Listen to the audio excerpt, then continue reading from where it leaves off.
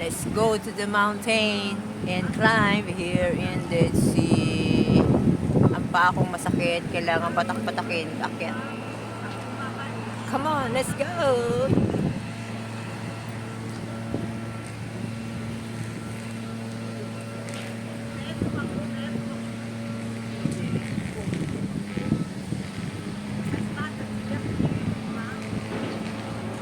I forgot. Shout out to all of the workers, Justin Tenorio, and my family in the Philippines. And to all hotel workers in Leonardo. Please watch this! Ayan, habang natatagalan ang dalawa, inabot na ng 30 minutes sa paghanap ng aming tutuluyang hotel. Ang nakita ko kasi yung murang hotel dito is yung lot nagmahal, 2,000 na daw, kaya umatras kami. Ang nakita kong availability hotel is the Herbert Samuel and the Milos. Hopefully this time makakuha na sila para yung mga gamit namin mailagay na namin. Kung hindi, stay kami sa dagat at lalagay namin sa loob ng tent ang mga gamit namin. Ganun lang yon. Kung sakasakali, makakaakit kami sa bundok na yan. Diyan sa bundok na nasa tabi ko. At ang bag pa ko malaki, 20 shekel lang ang bili ko niyan sa Ukayan. May tag pa yan, puro putik lang. Tinamad na yung may-ari maglaba, isinubasta na. Baka itinapon na, nawala na ng gana. Kaya siguro para sa akin, kaya nakuha ko yun. Bago pa siya, puro putik lang. Nagmukha na ulit bago. Tara, samahan niyo ako. O diba, aurang-aura. Kumikirot yung kanang kong sakong. Inubad ko yung sapatos ko sa loob ng bus para ma-relax. Ayan, minabuli namin pumunta ng Dead Sea at walk-in kami. Naghahanap pa yung dalawa kung saan hotel. Mahal sa lot, 2,000 daw. Ay, nakita ko sa Google, maraming vacancy sa Herbert Samuel and Milos. And I wish na makakuha sila ng cheap, good for 3 person. One night lang naman kami. Iwan lang namin yung gamit para pag-akit namin ng bundok, wala kaming buhat-buhat. Para magana pag-akit namin. Akitin namin yung tuktok ng bundok na yan. Papakita ko sa inyo. Ayan o. Yung bundok na yan, akit kami sa tuktok niya. O, diba? And we will shout out there. Tara, yala.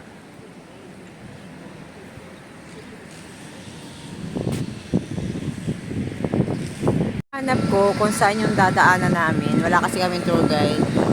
May minatanaw akong parang daan dito sa may likod ng malayo to. Ito yung nasa kaliwa, David. Yung nasa kanan, Herbert. Sa gitna na to, ayan. May nakita kong parang daan. Maliit, ayan. Ayan yung daan. Parang S. Daan yan eh. Pero wala yung puno. Kaya kailangan ingat. Baka gumulong-gulong. Diba? Apunta yan doon sa tuktok.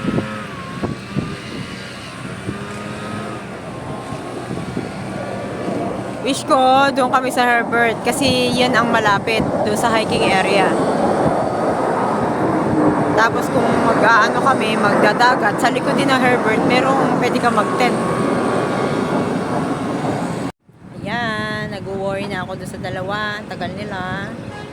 Makapunta lang sa David. Magkano kayo chicken dyan sa David? Shout out sa mga hotel workers dyan. Isang gabi lang kami mag-i-stay, tapos lalayas na rin kami. O, diba? Pero hindi naman yung mga Pilipino may-ari ng hotel ng David. Nakikiusap pa sila dyan.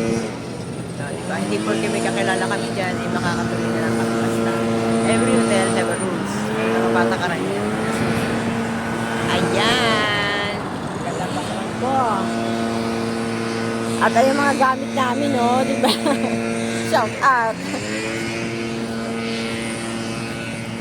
Oh, you were my baby. Masakit ang paa. Thrill! Amor, nasa na kayo? I'm waiting here. 30 minutes. Anyway, puna lang muna ako. At sana may dumating na Romeo magpalibre. Ayun, ayun, ayun. Ang bundok na akatin namin, ayan. Diba? Shout out sa bundok. Lord, inatan niyo po kami sa pag-akit sa bundok, wala kaming kakapitang tuod at kahoy dyan. Disyerto yan. At balita ako, meron dyan falls. Gusto lang namin makita yung falls. Maganda rin naman po dito magtrabaho sa Dead Sea. Pero yung init, yung temperatura, pero maraming hotel workers din nakatagal dito. Yung iba nga nag-for good na. Kapera na.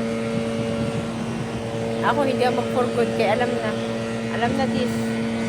Walang ipon. Ang purpose ko lang naman kasi pagpunta ko dito yung makapagsustento ko sa nanay kong bulag. And I'm very lucky na nakarating ako dito sa bansang ito. Bahala na si Lord sa aking future. Ganun na lang yun. May lumilipad-lipad. Lumilipad-lipad na jet fighter. At ang ingay ng power saw. Hindi pala power saw yun, mower.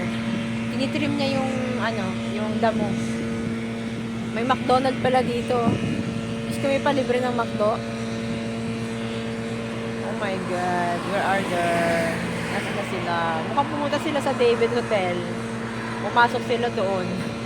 Habang si Uni ay nandito nag-imot-imot.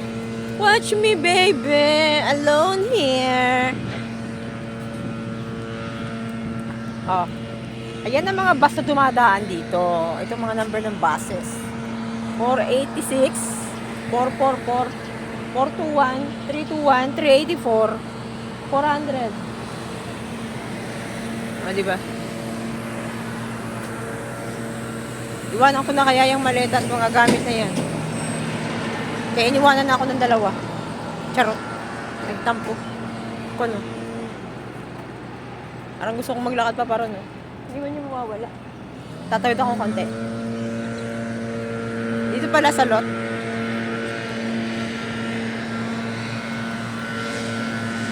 Ay, wag mo isa kay gamit ko, ha?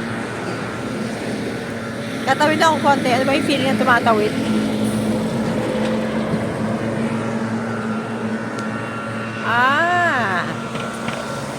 Ayan, yung kalawakan ng bundok.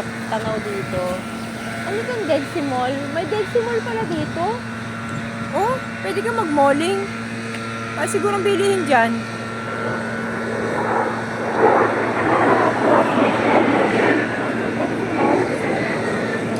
Pwede mag-mall dyan. Baka may pwede kang mamili. Oh, diba?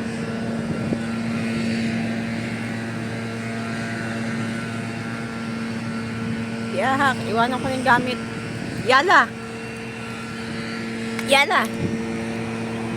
Yala!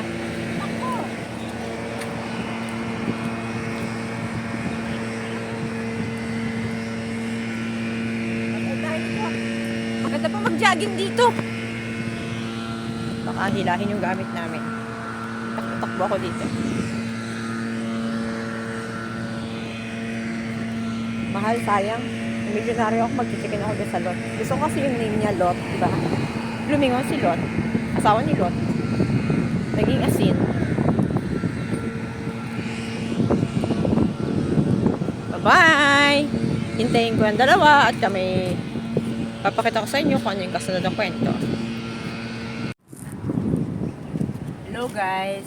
While I'm waiting to my two hotel workers, there's a song composed in my mind now while waiting to them. Anyway, I will sit here and I will sing a song after the two person who pass my home.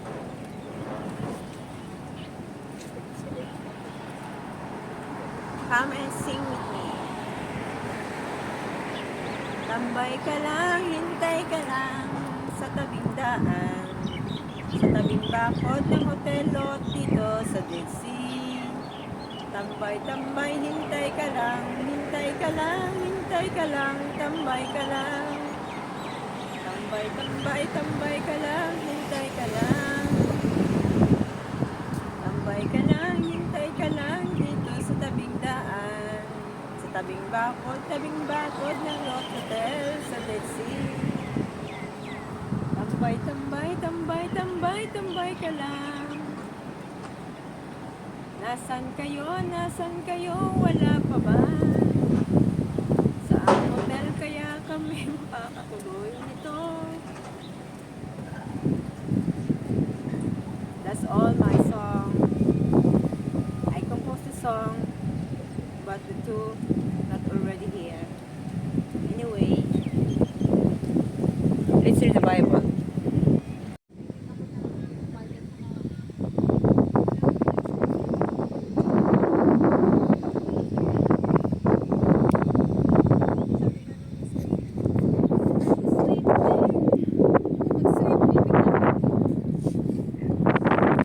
Hello guys.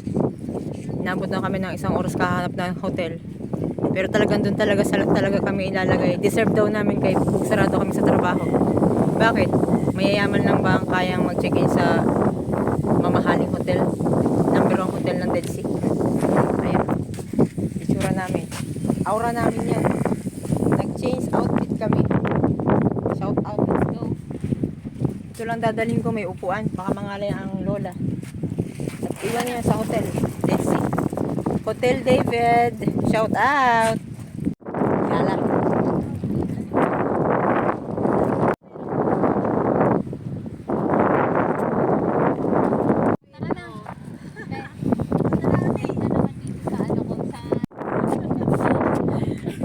Inaya eh. Huwag kang magulo. Pagdating natin yung madaming check-out.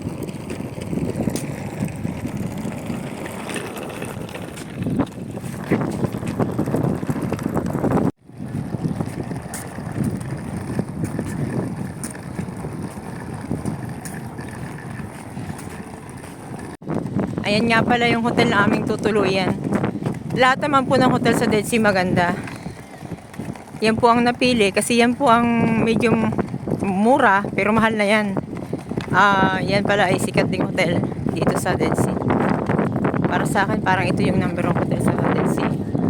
Tsaka malapit po siya sa aakitan naming bundok. Nasa likod lang yung daan. Kaya dyan kami.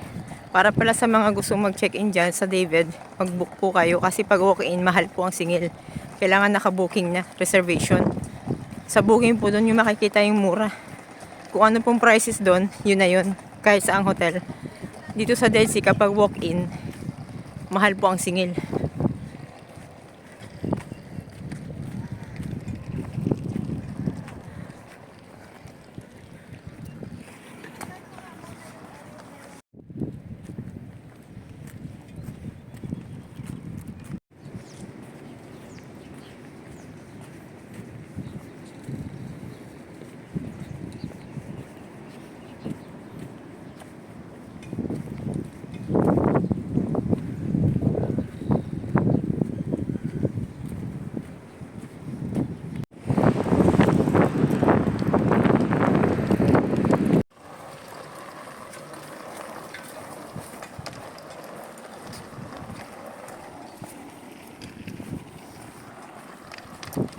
Andito na kami sa David, mag-check-in na kami. Si Trill.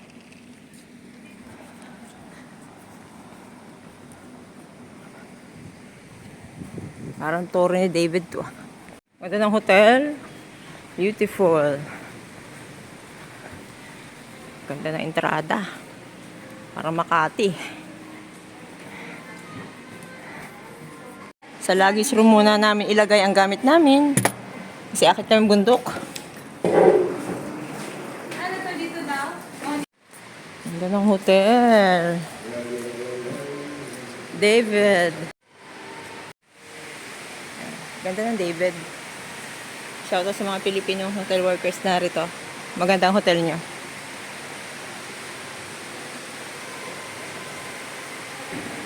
At bongga ang hagdanan.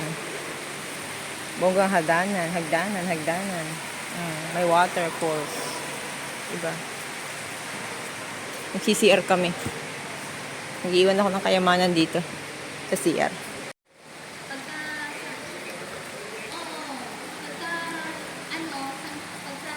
mismo ngayon, nagawa working ka nga, tapos nag-ano ka. Shima, how are you? Wow, naglabasan sila. Shout out. Shout out. Turista kami dito. Ang pupogi naman nila. Ayan, bago? Oh, Pinoy yan. Mga Pinoy housekeeper yan. Hi! Ayan. Jester tsaka sino isa? Kabayan! Kumusta mga kabayan? Dito kami. Dito. Ang nice naman. Ayan, ano pangalan mo? Gabi. Ay, Gavin.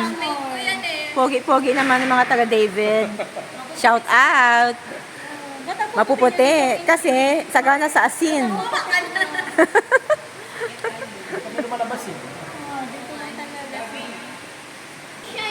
Bagay naman sa itsura niya. Bagay sa itsura niya, maging bisor. Ayan po ang una naming pagbisita at paghahanap ng hotel kung saan kami mag-check-in. Sa David po kami nag-check-in. At okay lang naman po kasi 3 po kami maghahati-hati dun sa bayad. Thank you for watching. Bye-bye. See you on my next vlog.